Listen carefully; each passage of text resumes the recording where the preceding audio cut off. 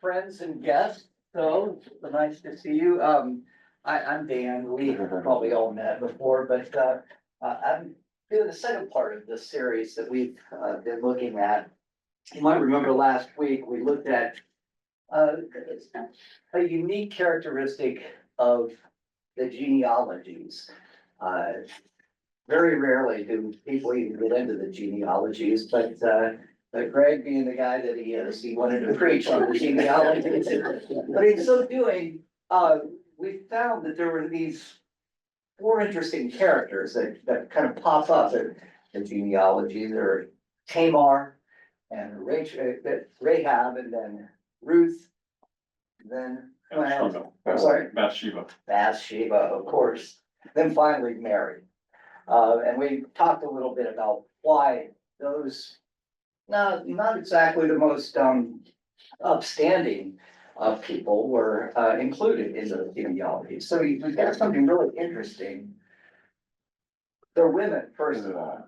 In the Hebrew tradition, you know, you are a descendant of your father. You are the son of, who is the son of, who is the son of. But the author Matthew, the author of the Gospel Matthew, included these women as an indication of what? I mean, why were they in there, you know?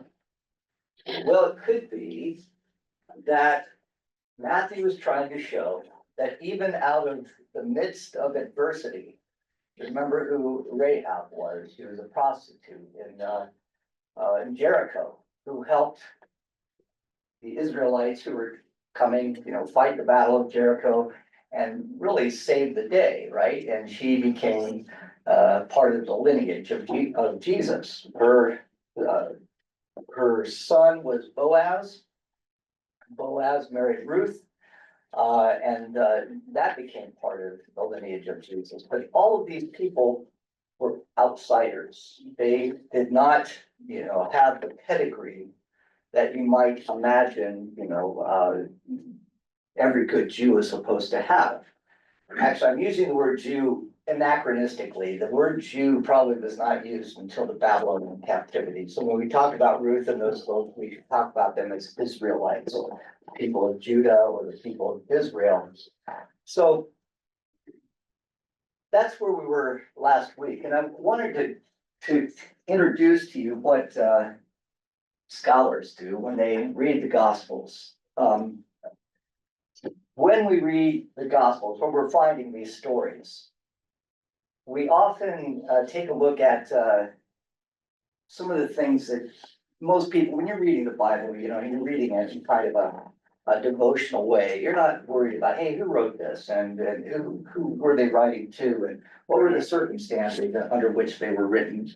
We don't often look at that, but it is nice in a class like this to kind of give us a little background on how we believe these Gospels are written. Mark, though it's the second Gospel in, you know, the so-called lineup of the Gospels, right?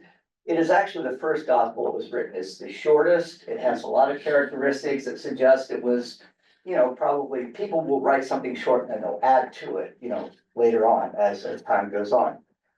When Matthew and Luke wrote their Gospels, they actually had Mark in front of them, because you can read word for word parts of Mark throughout Matthew and parts of Mark throughout Luke. But they also had this document that scholars hypothesize. They don't have the actual document, but there were circulating in the early Christian communities stories about Jesus as well as sayings of Jesus. And this document they call Quella, for a source, a saying source, was obviously included when Matthew and Luke were writing their Gospels, because you can read a lot of sayings of Jesus. For example, the Sermon on the Mount, right? You can read just, there's no context, there's no narrative, no context or anything like that. It's just like Jesus said this, Jesus said that. When you read Matthew, you can see Luke when you read Matthew, you can see that he has used Q. When you read Luke, you can see that he's used Q as well. So there's some consistency there, you know, that sometimes the order of the narrative. It's not exactly alike. But it's very, very interesting to read how maybe how Matthew would change something slightly that Mark has said. But that's for another class. The thing that we want to look at today is that when we look at Matthew and Luke, they're the two gospels in which there are birth stories. Mark doesn't have a birth story. He starts with the baptism of Jesus. You know, it's an urgent gospel. The world is coming to an end. The kingdom of God is at hand. Repent and believe the gospel. That was written probably around 70 of the Common Era, 40 years after the death of Jesus. When Matthew and Luke were written, it was about 85 to 90 of the Common Era. Now remember, a lot of time that passes between people who knew Jesus and the people who are writing about Jesus. If you look at Matthew and Luke, they will have material in them that is exclusive to them. And we call that Matthew material, we call it M, and for Luke, we call it L. So in the community where these gospels were circulating, they had their own stories that they were telling that weren't being really probably told in other parts of the known world at that time. These are where, of course, this material is far more extensive than just the birth stories. But if we look at the birth stories, we can see very clearly that they are relevant to a particular community of people. So we looked at Matthew last time a little bit, and we will look at Luke today. But the one thing I want to make sure that you know is that when we look at these stories, try not to have the lens, of the Christmas pageant that we often, see. That this is really, really relevant to us today because if you're going to worship at 10:30, you will see a pageant. It's a musical, really, that has been written by two of our staff here. I haven't seen it, but I've heard a little bit about it. And it follows just one of the birth stories, because Matthew's birth story is completely distinct from Luke's birth story. What we tend to do in pageants is put them together. We've got Wisemen, we got shepherds hanging out in the same manger with the star up above, and there's a little drummer boy. Who knows where that came from? But a lot of stories get added. So first thing I want to look at is how Matthew writes his story. And remember that when Jesus came and the followers of Jesus, they referred to Jesus as the Christ. The Christ means the anointed one, Christos, where we get our word Christian from. And this was a Greek translation of the Hebrew word Mashiach, which also means anointed. And what does anointed mean? Well, in the Hebrew tradition, King David was the first to be officially anointed as the king of Israel. And there would be a ritual that would take place with the priest. Eventually, it would be in the temple where his head would be anointed with oil, and he would be seen as the quote unquote son of God, not actual son of God, but God's favored one, right? And so throughout the history of Israel, the kings were always seen as anointed, but then Israel had its problem with the Babylonian captivity. They were taken away from their town in Jerusalem, their city in Jerusalem. Their temple was destroyed. This was about 587 BCE. They were taken off to Babylon, and there they maintained their culture miraculously for about 50 years, and then they were allowed to return, but they did not have kings anymore because the king was going to be Cyrus or Darius or the Persian overlord, or it was going to be Alexander the Great, or it was going to be, any Roman official. Any king would just be kind of a titular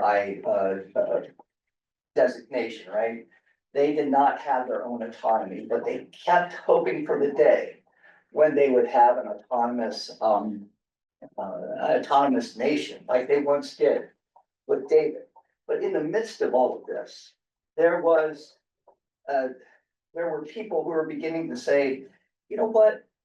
Maybe what God has planned for us is not to have a nation like the rest of the nations, right? Those kings aren't exactly the best people anyway, right? All these people who quest for power and war and all of those things.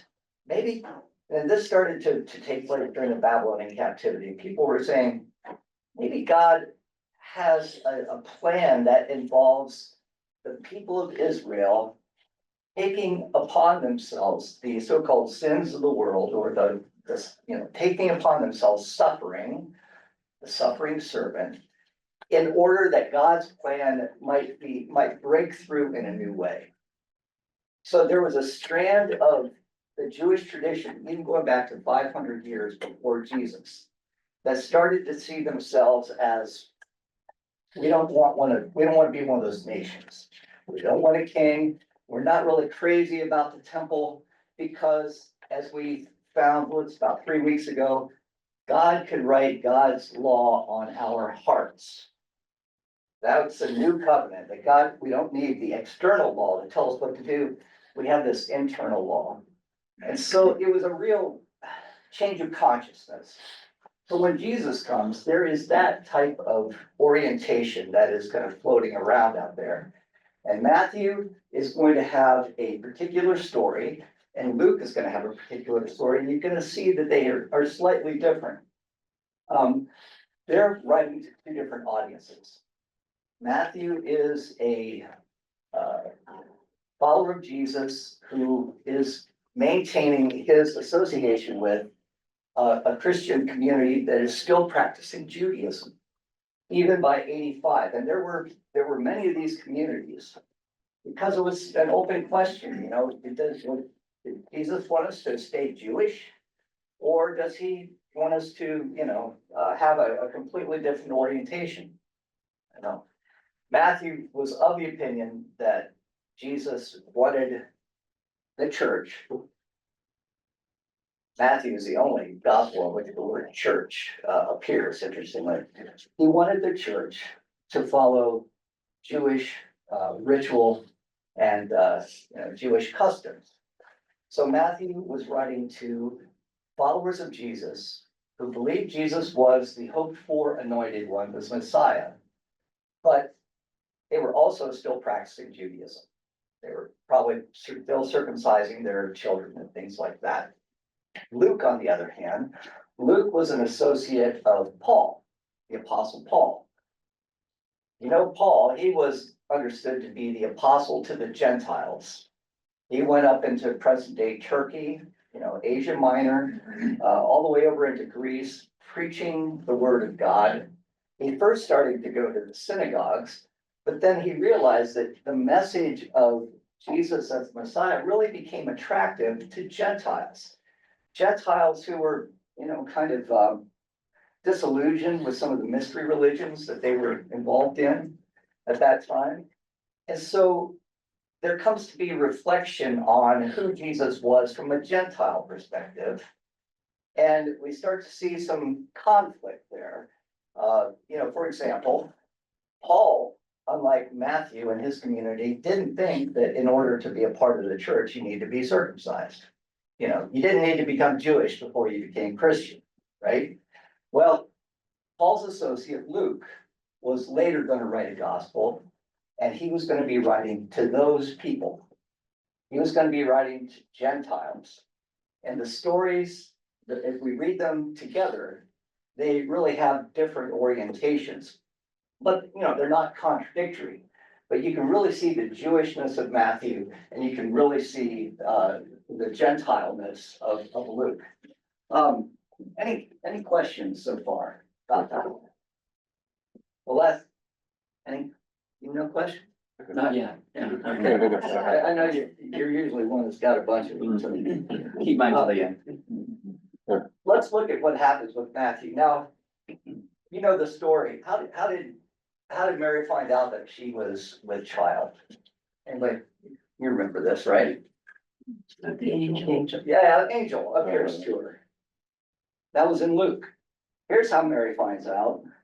Mary's kind of like a side item in the Matthew story, because remember, even though you had these females showing up in the yeah, in the genealogies, this is still a man's game, right? So in Matthew, angel appears to Joseph, right? Let's see if I can find that. Oh, 1 minute, please. I won't be able to find what I'm looking for. Now the birth of Jesus, the Messiah, Mashiach, the Christ, took place in this way. When his mother Mary had been engaged to Joseph, but before they lived together, she was found to be with child from the Holy Spirit. Her husband Joseph, being a righteous man and unwilling to expose her to public disgrace, planned to dismiss her quietly. But just when he had resolved to do this, an angel of the Lord appeared to him in a dream and said, Joseph, son of David, do not be afraid to take Mary as your wife, for the child conceived in her is from the Holy Spirit. She will bear a son, and you are to name him Jesus, for he will save his people from their sins. By the way, Yeshua, Jesus, is the Aramaic name or Aramaic translation of Yeshua that we pronounce Joshua, which means he is our Redeemer. And so this is why they're giving that definition. All this took place to fulfill what had been spoken by the Lord through the prophet. Look, the virgin shall conceive and bear a son, and they shall name him Emmanuel, which means God is with us. When Joseph awoke from sleep, he did as the angel of the Lord commanded him. He took her as his wife, but had no marital relations with her until she had borne a son, and he named him Jesus. Now, why did I stop with that? He had no marital relations until, she bore the child. Why is that interesting? Catholics believe in her perpetual. Yeah. Catholics believe that Mary was always a perpetual virginity of Mary, which is hard to explain why Mary has other children other than Jesus, so you've got all of these stories that develop around this, But this seems to suggest that Mary and Joseph had relations after that time. There's something else here. Much of what Matthew is going to do is to try to place Jesus in the context of prophecy.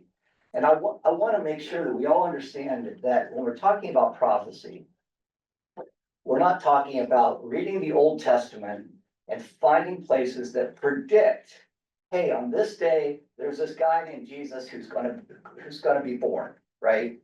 Like the Old Testament is a great big crystal ball, and let's look into it and say, yeah, it's pointing forward up to this, right? That's not what Matthew's trying to do. Now, that's how we've come to interpret that prophecy. This was all foretold, right? No, it wasn't all foretold. It was a matter of placing Jesus in a paradigm, in a interpretive context that helps people to see, yes, this is everything we would expect from a Messiah. He is of the son of David. He is God with us. He experiences the suffering of the Jewish people, of the Hebrew people. And he is part of the whole prophetic tradition.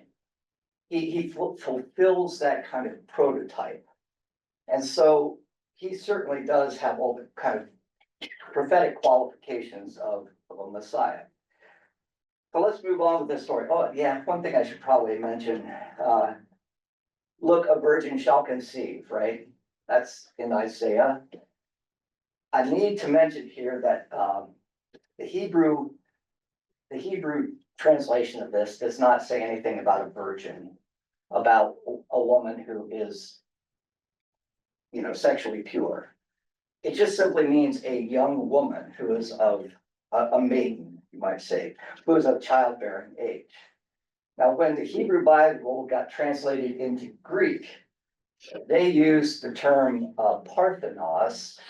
Alma was the term that was used in Hebrew. They used the term Parthenos, which means a virgin. They didn't have the correct word to use, you know. So, this is where we get the whole emphasis on the so-called virgin birth.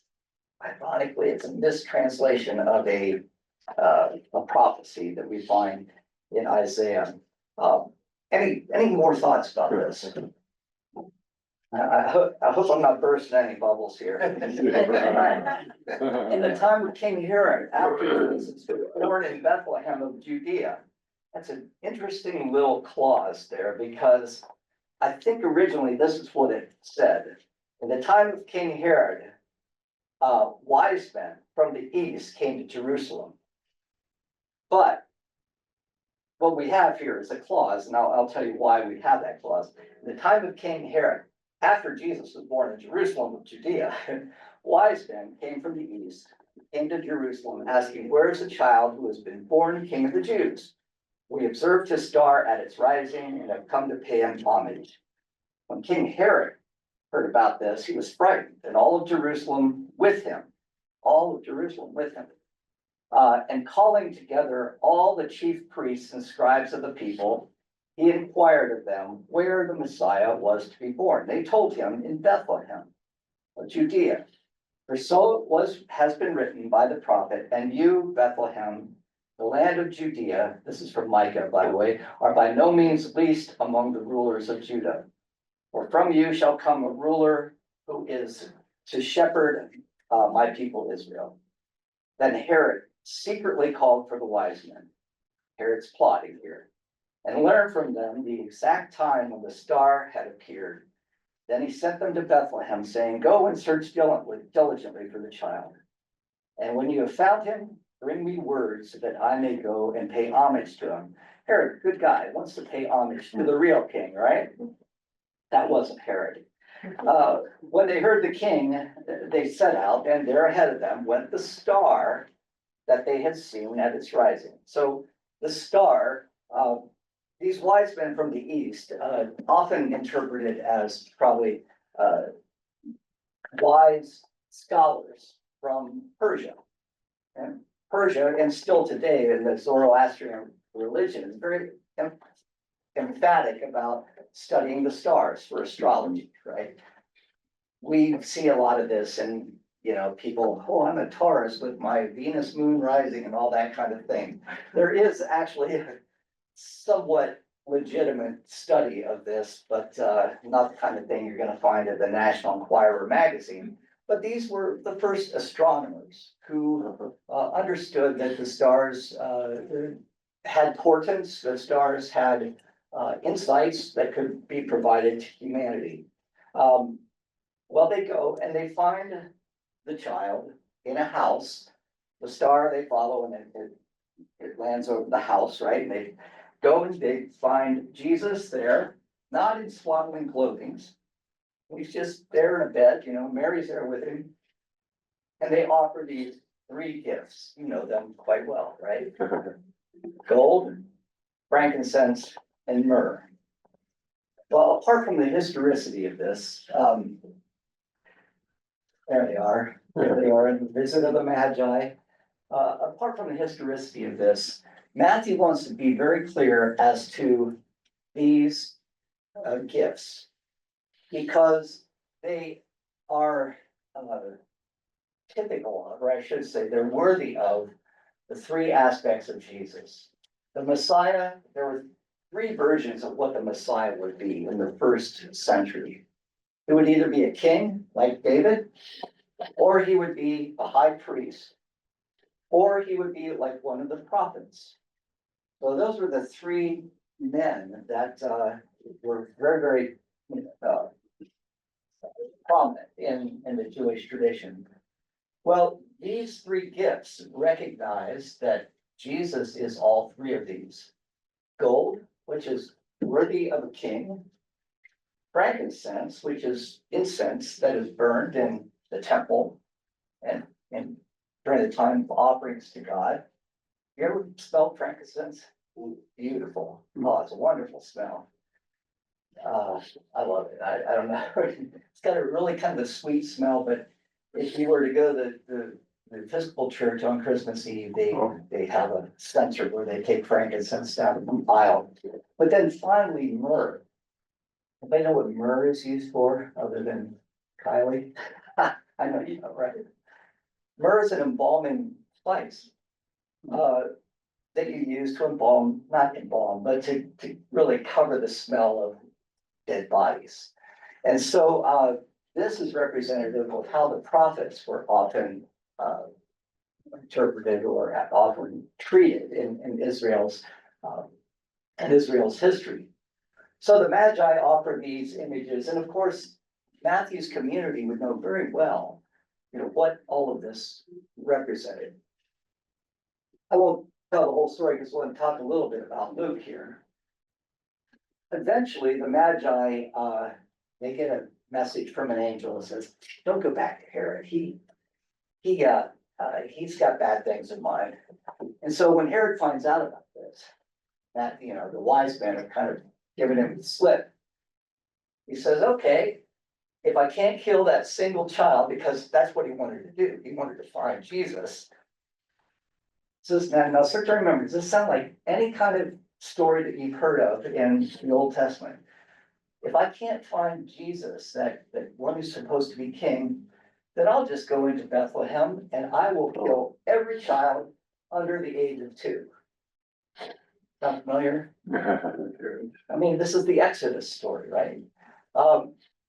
And this, of course, Herod does. Well, the Romans would not have kept Herod in his place as king had he actually done that. So we're not talking history here, but we were definitely talking about an event that is reminiscent of, typical of, what we find, not typical, reminiscent of an Old Testament story of Exodus, right? And who is saved out of the water in Exodus if it's not Moses? Well, all of the Hebrew children are firstborn male sons are being, no, actually, any male child was being killed. Moses is saved. And eventually he redeems the people.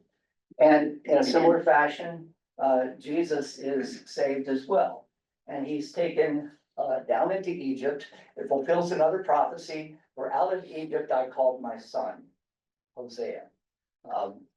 Hosea probably wasn't referring to this, but Matthew is really trying to put this in the context of the Old Testament.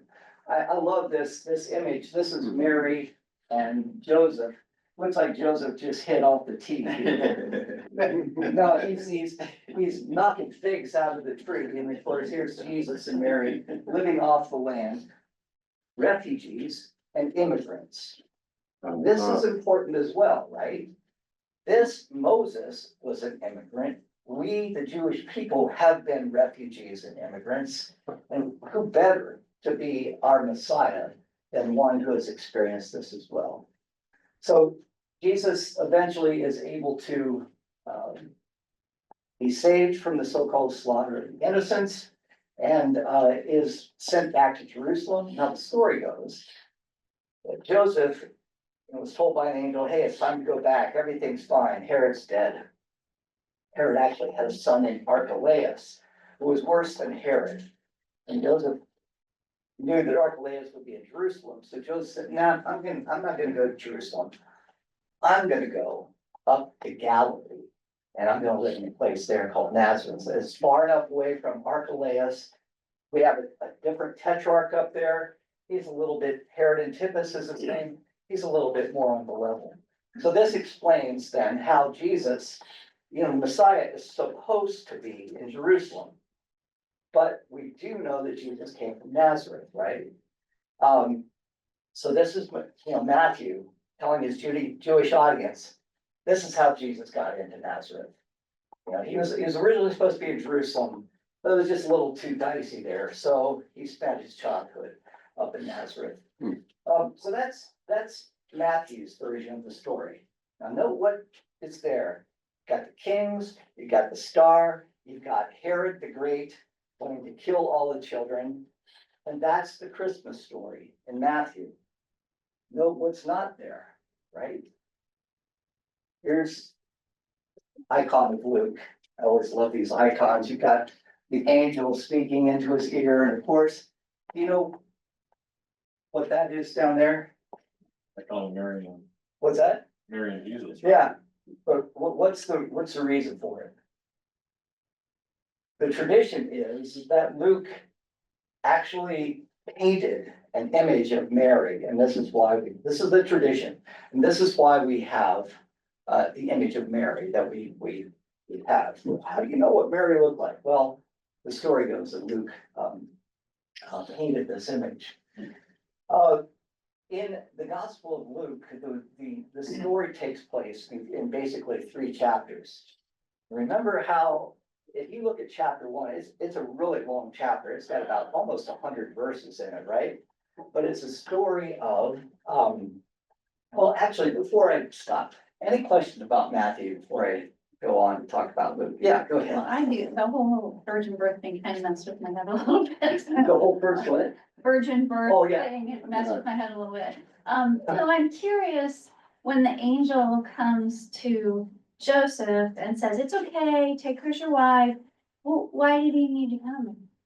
She Why did- wasn't pregnant by, if he was the actual father. If Joseph, So why yeah. does the angel have to come and reassure him if? Did you hear anything about well, but I guess I don't know what your question is. Say that Because again. he's reassuring him because she's pregnant Right.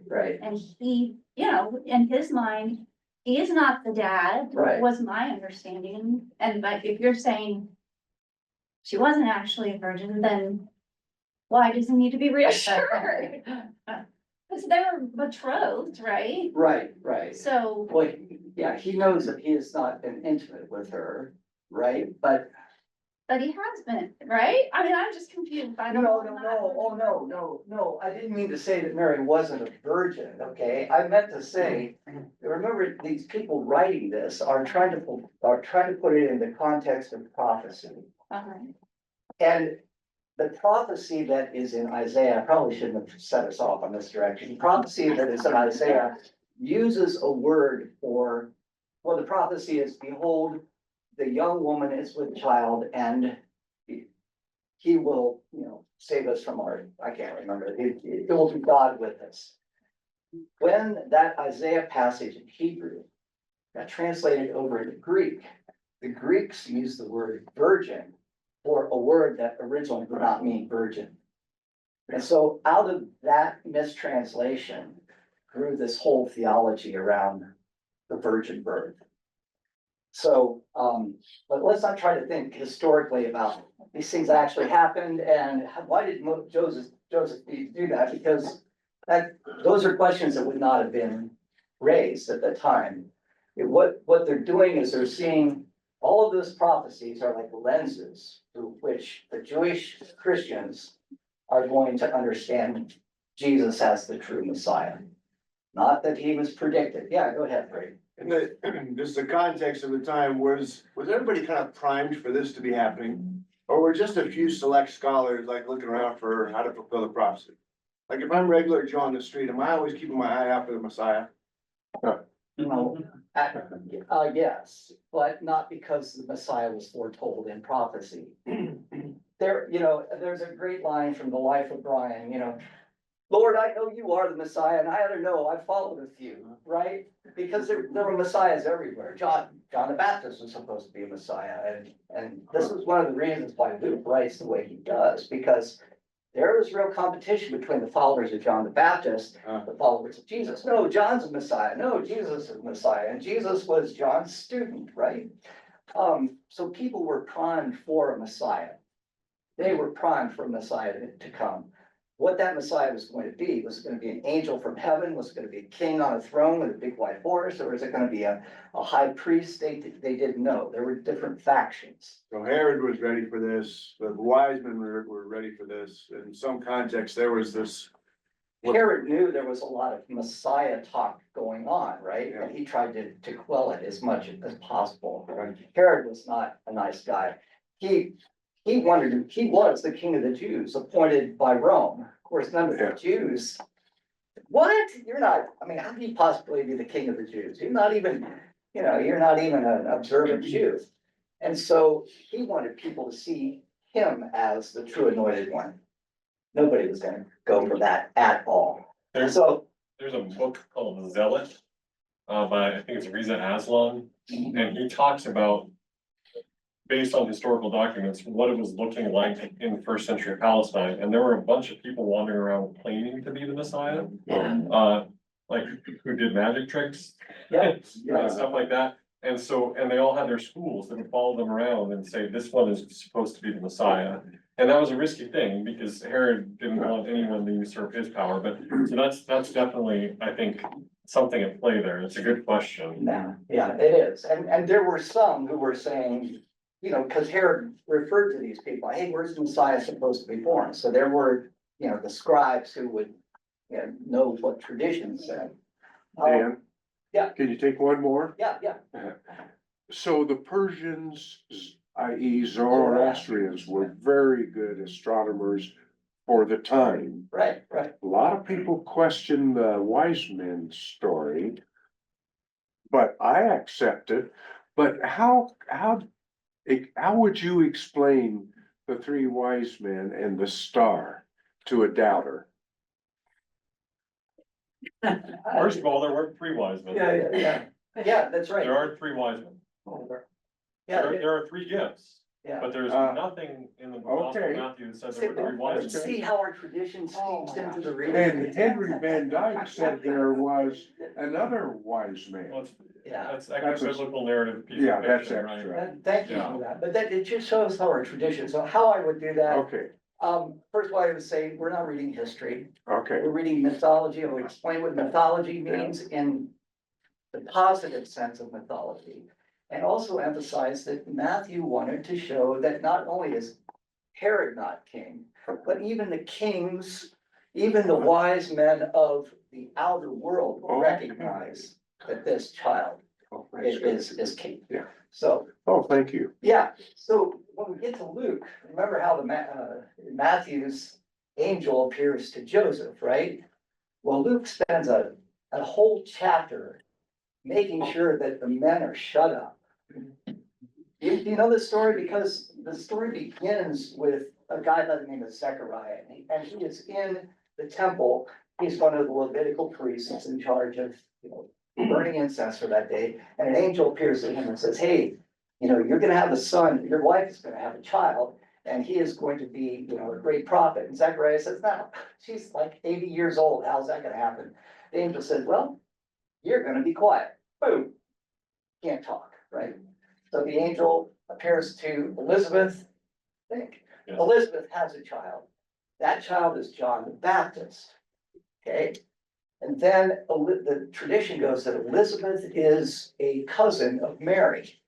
And then the Annunciation happens with Mary. Remember, Zechariah is completely mute this whole time. An angel appears to Mary this time and says, you know, you are blessed among women. You are going to have a child and you will name him Jesus. The same thing basically that Gabriel told Joseph. And then Mary responds by singing the so-called Magnificat, which has some parallels with the song of Miriam that is sung when Miriam is Moses' sister, when the people are brought out of the land of Egypt. But God's looking out after the welfare of God's people. And through this lowly servant, Mary, right? Women had really basically had no rights. They were the property of first their father and then their, you know, their husband.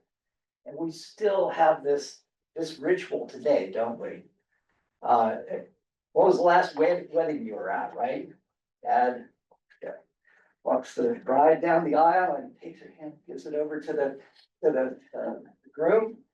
That's just old chattel distribution, I guess, you know, handing it off. Well, Luke wants to challenge all that. No, the angel appears to the lowliest of low. And this is a young woman who is the cousin of Elizabeth. Elizabeth and Mary come together.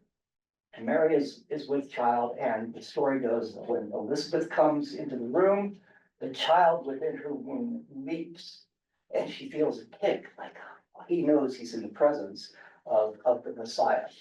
And all of this is the preface to the story that we're about to hear, the Luke story. Now, why does Luke have to tell that story?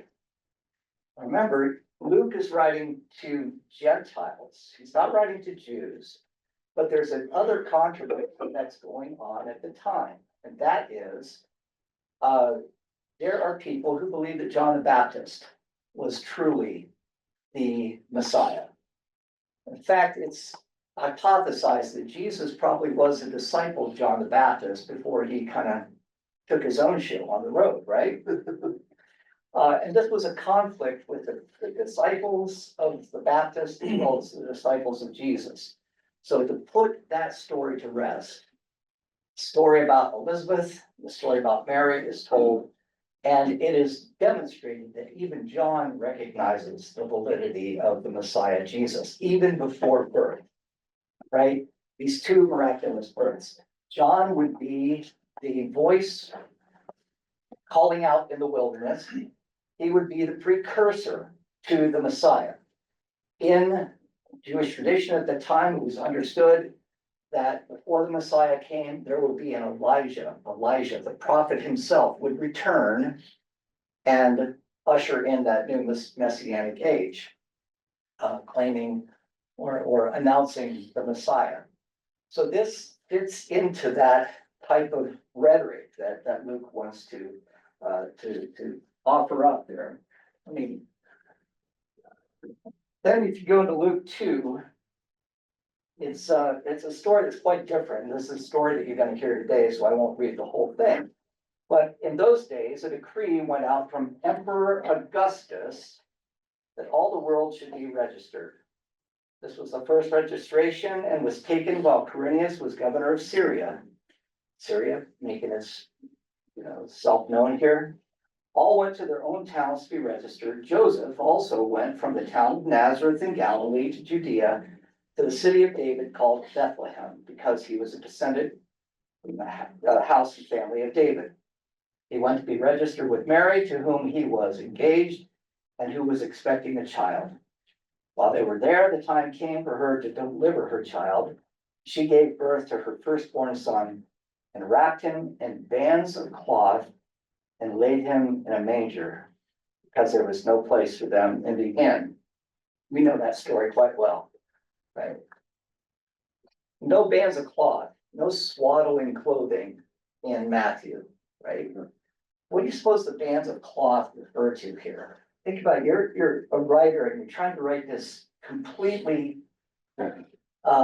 consistent, is that the right word? Consistent account of who Jesus is.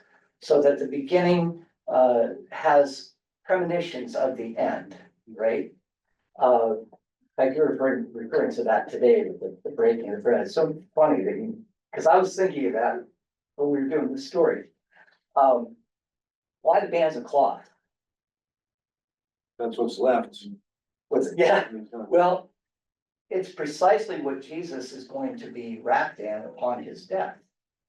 Well, actually, the Gospels say it differently. One gospel says he's wrapped in a single sheet. Another gospel says that he's wrapped in bands of cloth, strips of clothing, the dead body. So the story goes, and I won't read the whole thing. You're going to hear again. What?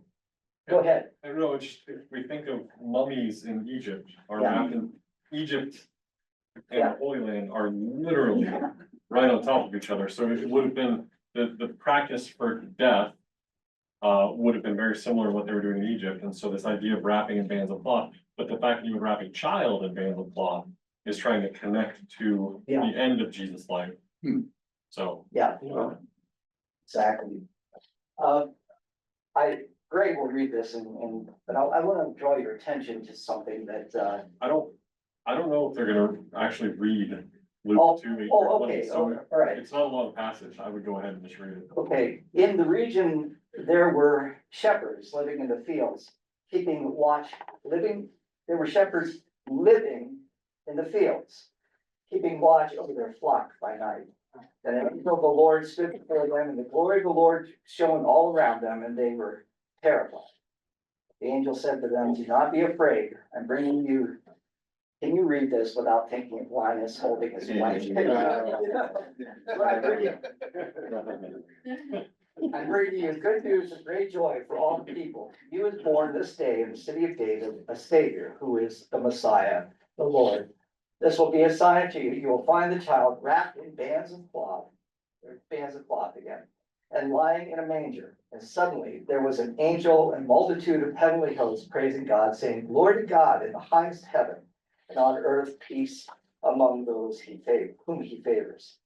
When the angels had left and gone into heaven, the shepherds said to one another, let's go now to Bethlehem and see this thing that has taken place, which the Lord has made known to us. So how did they get to Bethlehem? How do they know where to go in Bethlehem?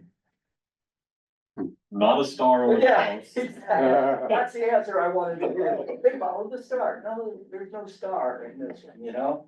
But what is in this is they do find Jesus lying in the manger. Luke is really laying a context of very humble circumstances. And the shepherds themselves, their scholars have talked in different ways. One scholar I remember from seminary said that these shepherds most likely were the ones who were tending the flocks that would be used as sacrifices in the temple. Well, the text doesn't say that, but it does lend itself to an interesting interpretation. But I guess the gerund, the verb that is kind of overlooked, these were people living in the fields. You know, they just didn't have a house and, they were living in the fields. So you can imagine they're, pretty dirty folks. Remember, if you're a good Jew in Jerusalem, there are all kinds of ritual purity laws that you must abide by if you were going to be a follower of the law. Washing your hands in a certain way, eating certain foods and things like that. Cleanliness was for them next to godliness. Well, the angels didn't appear to the cleanly and the godly. The angels appeared to these folks out in the fields who were probably looked down upon by the priests and the scribes in Jerusalem. Now, I don't know that that's truly the case, but there had to be some sort of, hierarchy. But I was thinking about this, I was down at Red Cloud one day and I was in the Casey's there getting some gas, standing in line in front of me were some like true cowboys. You ever seen true cowboys? I mean, they got their boots on and just like they're driving an old trailer out there that's just as dirty as could be and just, salt of the earth. Dirty, dirty, dirty. And I'm thinking to myself, that must be like the shepherds. Now, if those cowboys walked into church this morning, right? I think all of us would be like, can't these guys, wash it up or something like that? That's how I see the shepherds. I'm thinking the shepherds are probably along those lines in Bethlehem. But it's to them that the angel appears. So look at the theme that's developing here. You've got Zechariah, who eventually gets his voice back. The angel appearing to Elizabeth, a woman who is only identified by her association with men. Appearing to Mary, a young woman who is only identified by her association with her father or her betrothed. And shepherds who are, probably low on the socioeconomic, if not the virtue scale, here in Bethlehem. And it's to these people that good news is going to be proclaimed. Got good news for you, for the people who tend to these animals. And, they're probably not entirely washed. And here is the child lying in a manger. What is the manger? But, it's the food trough out of which these animals eat. As if to say, here is the bread of life. Here's the food of the world that is going to be broken for you. the fact that it's in a manger is really interesting because it's not just human beings who are gonna be saved, but it's all of creation that's going to be redeemed. And so these lowly circumstances are really, I think, really poignant. Eventually, and this is very distinctive of Luke as well. Eventually, Luke is going to continue to tell the story. After 8 days, Jesus is going to be presented in the temple. Then eventually, and that's when he'll be circumcised, the Jewish boy circumcised. And eventually he'll come back, and there will be a purification ritual that takes place. And then the story of him as a 12-year-old boy all happened within the space of a chapter. All of that to associate Jesus with the temple. For Luke, the temple is central to his whole story, which is ironic because he's writing to Greeks, right? But the temple is central to his whole story. Alluding to the eventual sacrifice of the Messiah, which, as you know, Brady, you're asking, nobody was expecting the Messiah to be sacrificed, you know. But drawing on that suffering servant idea that comes from Isaiah, he had no comeliness that we would know him, and by his stripes we are healed. That was going to be picked up by the Christian community and to say, we are a community of hope. We are a community of humility. Our values are not the values of the world, but the values of God, peace, tranquility, reconciliation of the entire world, especially for Luke, for the entire world. That the time of violence is over. The time when the lowly are no longer recognized is over. The time when the powerful are brought low has begun. It's a very egalitarian image that Luke has, and this imagery is going to play itself out throughout the gospel, even to the very end. And this, well, I won't go there. I'll take me. Any further questions? Yeah, go ahead. How educated were Matthew and Luke? Oh, Like, were yeah. they the educated people at the time and they were? We don't really know. However, we could guess that since Luke was a Gentile, his Greek, one thing that we know is his Greek is far more complicated than the Greek that Matthew is using, and especially John. So remember, if you're living in Palestine, Greek was the official language of the grocery store. Hebrew was the language of the temple. And then Latin was the language of the legal community. So there were three languages going on, and we can tell a little bit about the people writing the Gospels by the language that they're using, or the type of Greek that they're using. John is very, very pidgin Greek, you know, what you would expect somebody who speaks a second language.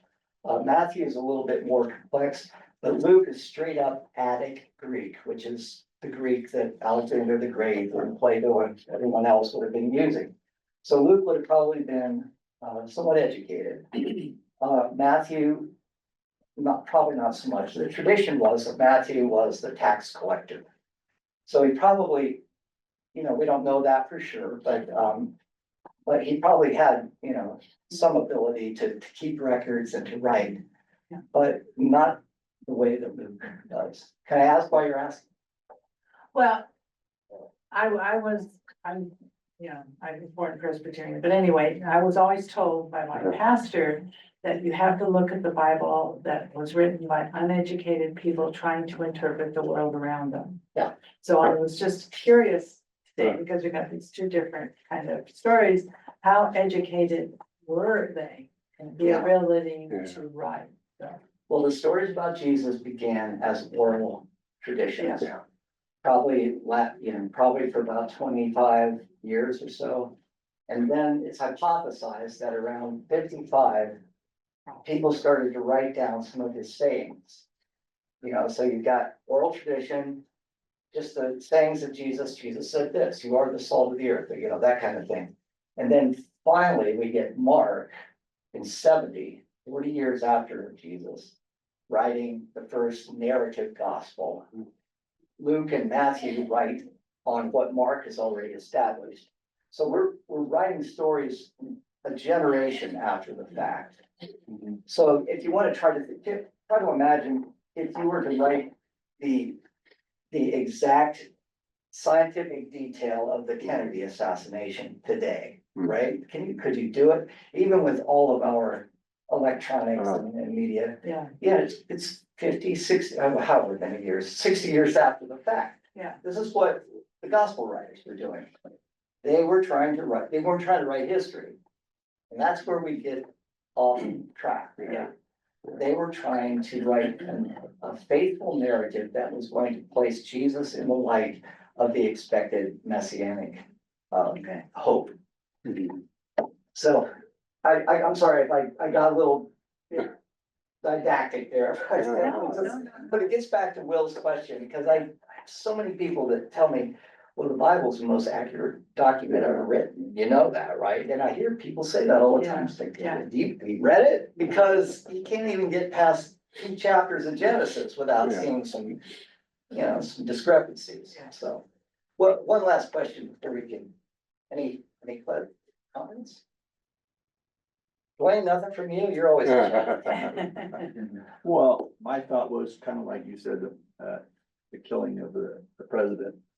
You know, if my dad told me something when I was 12, Yeah. and I don't write it down till I'm 60, Oh, right. you know, my experience in between that would change how I perceive that. Wonderful. Yeah, exactly right. You know, and 300 other people might hear the same story, Right. but if they didn't write it down for 50, 60 years, they would definitely proceed it like differently. So the real miracle then is the fact that after 60 years, we have 4 accounts that hang together relatively well, right?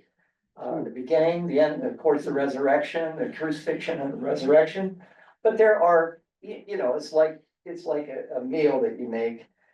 Sometimes you'll have a little spice here and I don't like how that tastes, and a little spice over there, but the meal stays the same, right? Luke spices his one way and Matthew the other. But the source itself is still the same.